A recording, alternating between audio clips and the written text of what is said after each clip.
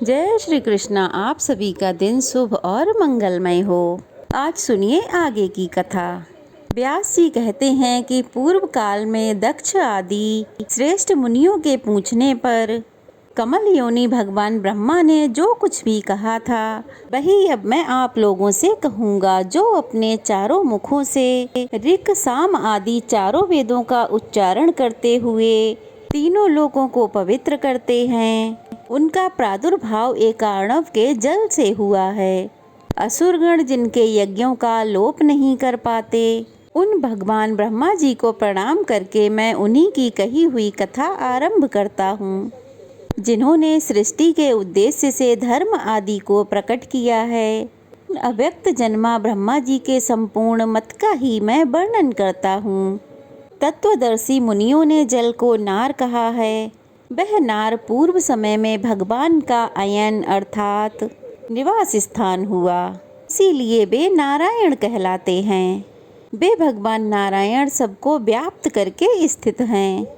वे ही सगुण और निर्गुण कहलाते हैं। वे दूर भी हैं और पास भी। उन्हें वासुदेव भी कहते हैं। ममता का त्याग करने पर भी उनका साक्षात्कार होता है। उनमें रूप और वर्ण आदि काल्पनिक भाव नहीं हैं। वे सदा शुद्ध, सुप्रतिष्ठित और एक रूप हैं।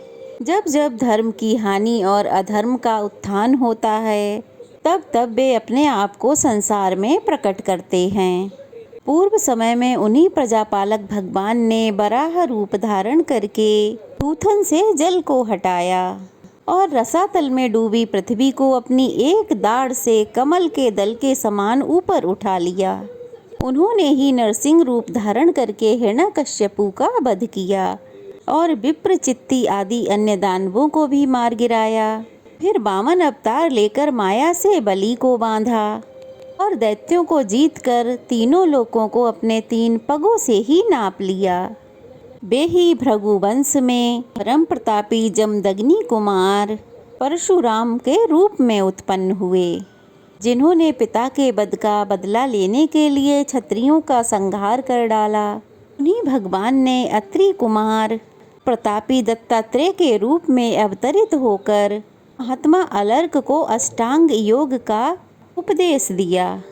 त्रेता युग में दशरथ नंदन श्री राम के रूप में प्रकट होकर उन्होंने ही त्रिभुवन को भय देने वाले रावण का युद्ध में वध किया। प्रलय काल में जब सारी सृष्टि एकार्णव में निमग्न हो गई, उस समय देवताओं के भी देवता जगतपति श्री विष्णु 1 सहस्त्र युगों तक शेषनाग की शैया पर सोते रहे। वास्तव में वे अपनी योग निद्रा का सहारा लेकर अपनी योग महिमा में स्थिर हो गए थे। संपूर्ण चराचर जगत को उन्होंने अपने उदर में स्थापित कर रखा था। जनलोक निवासी सिद्ध और महर्षि उनकी स्तुति करते थे।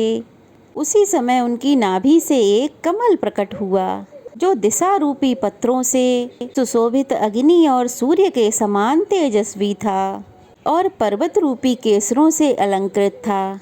वह कमल ही पितामह ब्रह्मा जी का सुंदर ग्रह था।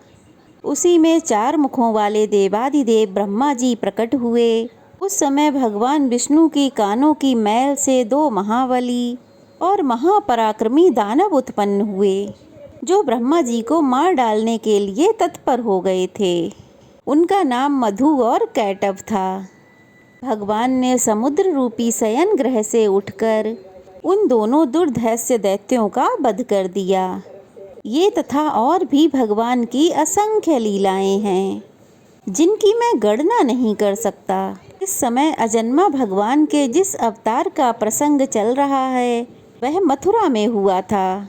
इस प्रकार भगवान की जो वास्तविक मूर्ति है, वही अवतार धारण करती है। वह प्रद्युम्न नाम से विख्यात है और सदा रक्षा कार्य में तत्पर रहती है।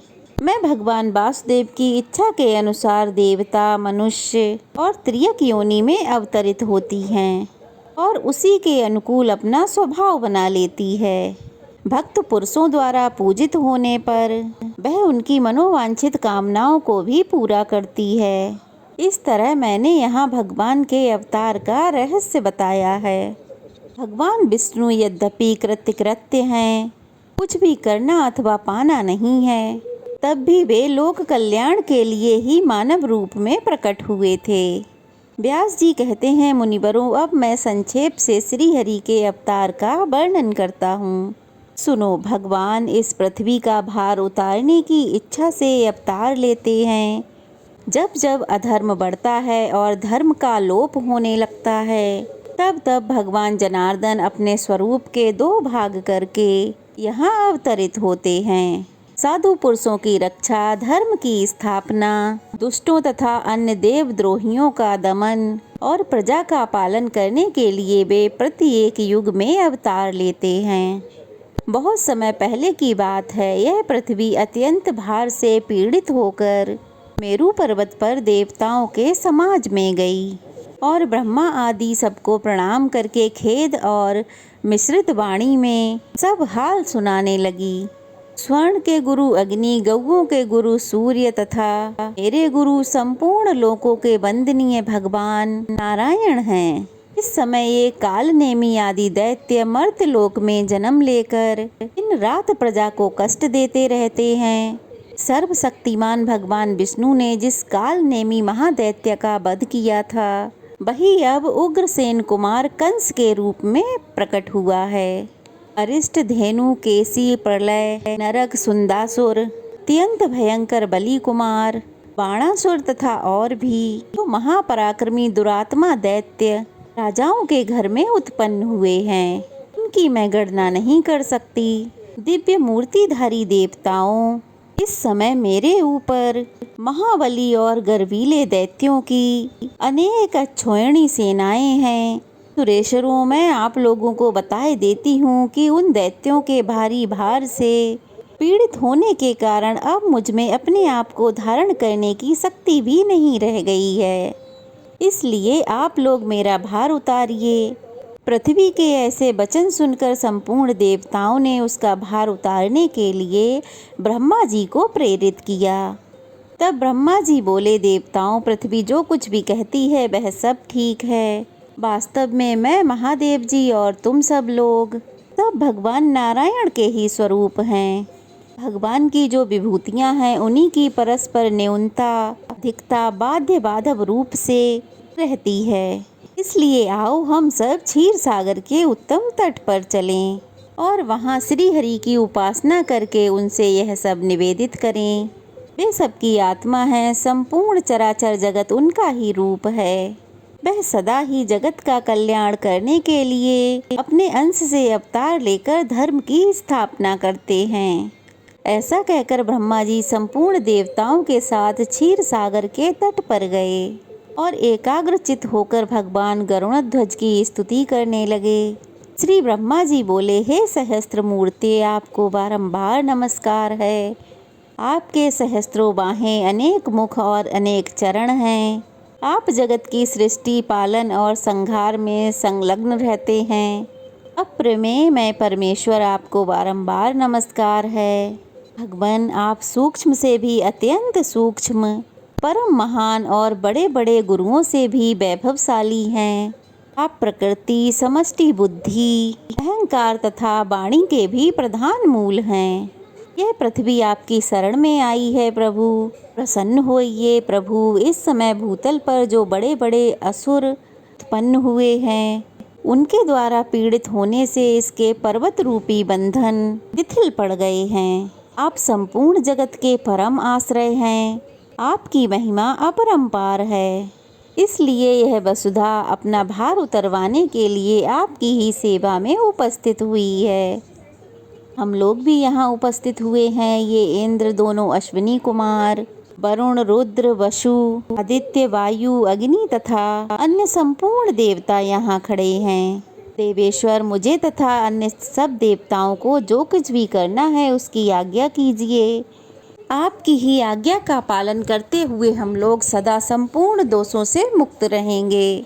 ब्रह्मा जी के इस प्रकार स्तुति करने पर परमेश्वर भगवान विष्णु ने अपने श्वेत और कृष्ण 2 केस अर्थात बाल उखाड़े और देवताओं से कहा, मेरे ये दोनों केस ही धरती पर अवतार लेकर पृथ्वी का भार उतारेंगे।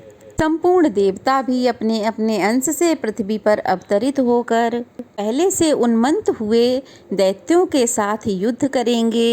इसमें संदेह नहीं कि नाना प्रकार के अस्त्र शस्त्रों से चूर्ण होकर सभी दैत्य नष्ट हो जाएंगे। वसुदेव की पत्नी जो देवकी देवी हैं, उनके 8वें गर्भ से मेरा ये साम केस प्रकट होगा। धरती पर अवतरित होकर यह काल नेमी के अंश से उत्पन्न हुए कंस का वध करेगा। ऐसा कहकर भगवान श्री हरि अंतर्ध्यान हो गए। अदृश्य हो जाने पर उन परमात्मा को प्रणाम करके सभी देवता मेरू पर्वत के शिखर पर चले गए और वहां से पृथ्वी पर अवतरित हुए। एक दिन महर्षि नारद ने कंस से जाकर कहा, देवकी के 8वें गर्भ से भगवान विष्णु उत्पन्न होंगे जो तुम्हारा वध करेंगे।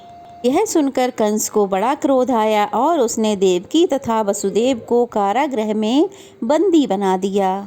वसुदेव ने यह प्रतिज्ञा की थी कि देवकी के गर्भ से जो जो पुत्र उत्पन्न होगा मैं उसे स्वयं तुम्हें लाकर दे दिया करूँगा। इसके अनुसार उन्होंने अपना प्रत्येक पुत्र कंस को दे दिया। सुना गया है प्रथम उत्पन्न हुए 6 गर्भ हिरण्यकश्यपु के पुत्र थे, जिन्हें भगवान विष्णु की प्रेरणा से योग निद्रा ने क्रमशः देवकी के गर्भ में स्थापित कर दिया था। योग निद्रा भगवान विष्णु की महामाया है, जिसने अविद्या रूप से संपूर्ण जगत को मोहित कर रखा है। उससे भगवान विष्णु ने कहा, हे योग निद्रे, तू मेरी आज्ञा से जा और पाताल निवासी 6 गर्भों को क्रमशः एक एक करके देवकी के गर्भ में स्थापित कर दे। यह सब कंस के हाथों से मारे जाएंगे। इसके बाद मेरा शेष नामक अंश अपने अंशांश से देवकी के गर्भ में 7वें गर्भ के रूप में प्रकट होगा। तू प्रसव काल में वह गर्भ रोहिणी के उदर में जाकर डाल देना। इसके विषय में सब लोग यही कहेंगे कि देवकी का 7वां गर्भ भोजराज कंस के डर से गिर गया। गर्भ का संकर्षण होने से रोहिणी का वह वीर पुत्र संसार में संकर्षण नाम से विख्यात होगा। उसके शरीर का रंग श्वेतगिरी के शिखर की तरह गौर होगा। उसके बाद मैं देवकी के उदर में प्रवेश करूंगा। उस समय हे योग निद्रे, तुझे भी यशोदा जी के उदर में अविलंब प्रवेश करना होगा। वर्षा ऋतु में भाद्रपद मास के कृष्ण पक्ष की अष्टमी तिथि को आधी रात के समय मेरा प्राकट्य होगा। तू 9वीं तिथि में यशोदा जी के गर्भ से जन्म लेगी। उस समय वसुदेव मेरी शक्ति से प्रेरित होकर मुझे तो यशोदा की सैया पर पहुंचा देंगे और तुझे देवकी के पास ले आएंगे। फिर कंस तुझे लेकर पत्थर की शिला पर पछाड़ेगा, किंतु तू उसके हाथ से निकलकर आकाश में ठहर जाएगी।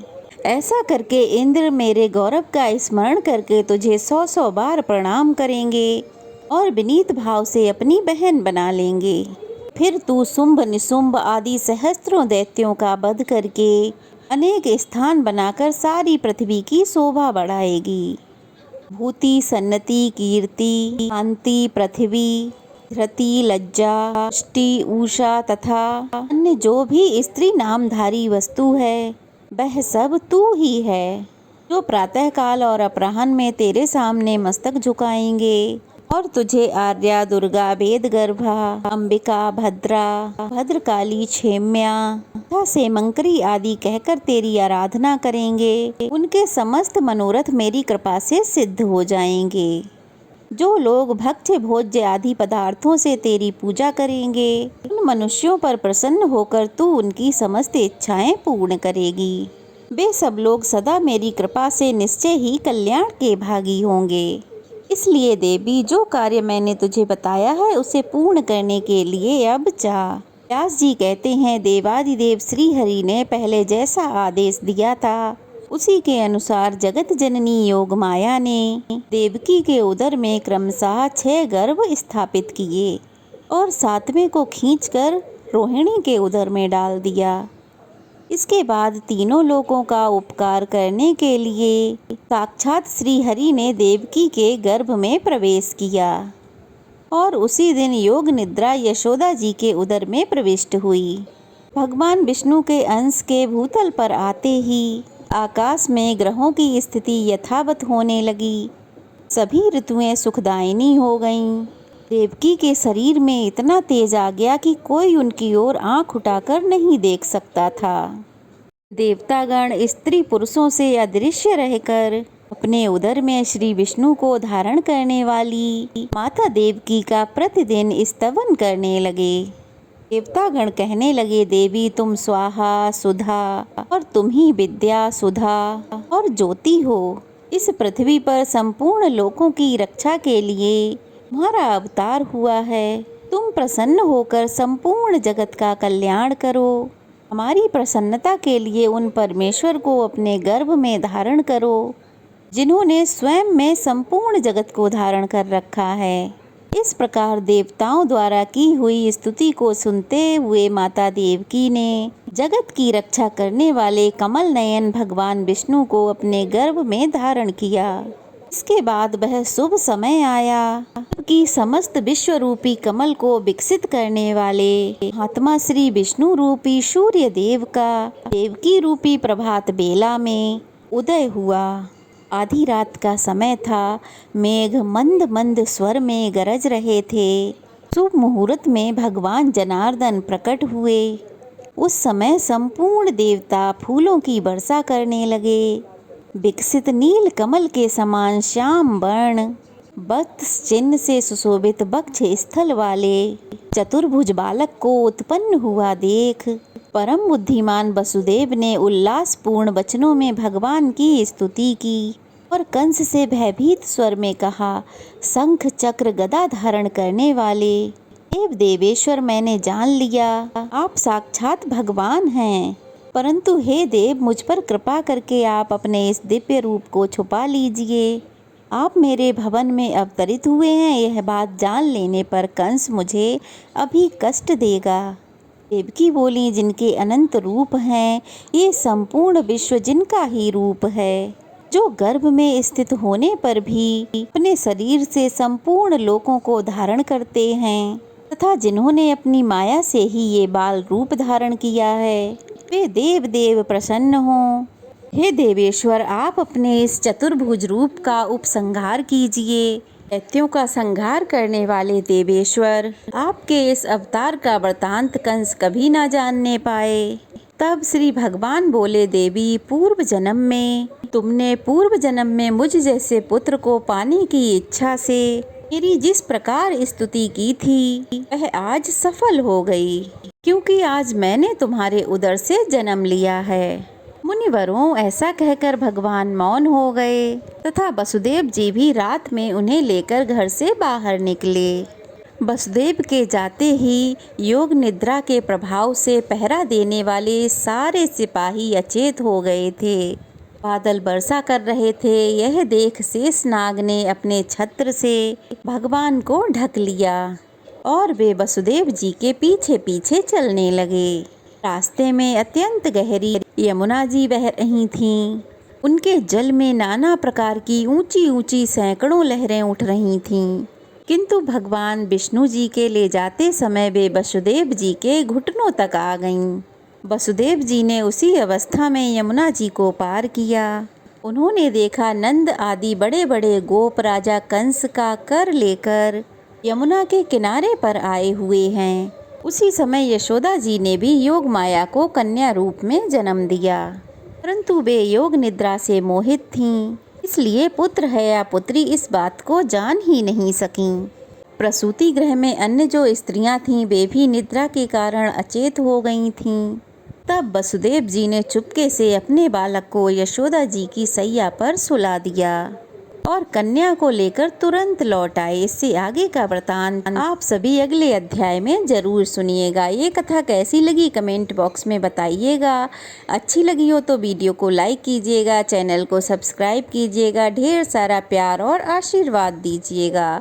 तो चलिए फिर मिलते हैं, तब तक के लिए जय श्री कृष्णा।